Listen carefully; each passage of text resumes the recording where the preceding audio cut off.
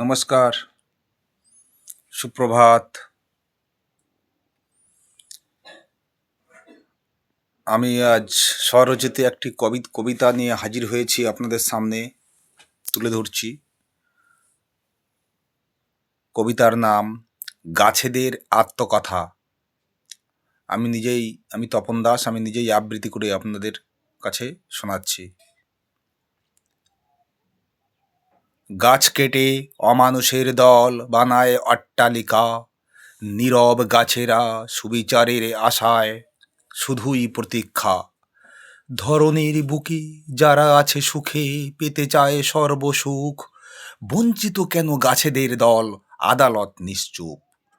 গাছেদের প্রতি নির্দয় অতি মহামানবের দল, কুঠার হাতে কাঠুরিয়া পথে ভয়ে আঁখি ছল ছল। কি যে মোরা করি দিবানিশি ডরি, এই বুঝি গেল প্রাণ।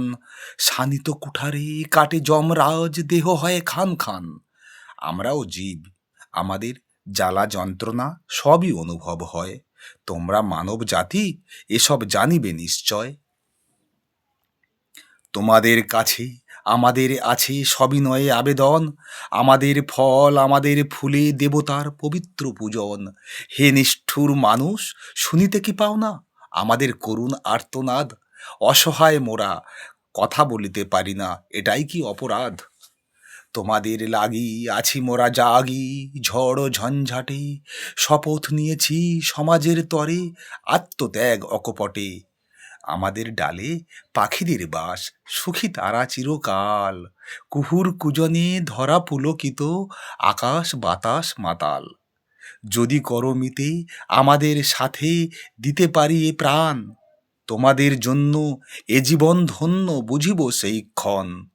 তোমাদের আমাদের শেষ দেখা হবে মরণের পরে, শ্মশান চিতায় সাজিবে বাসর আমার উপরে।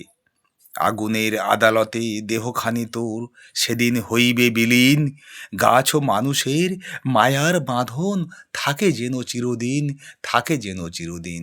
নমস্কার।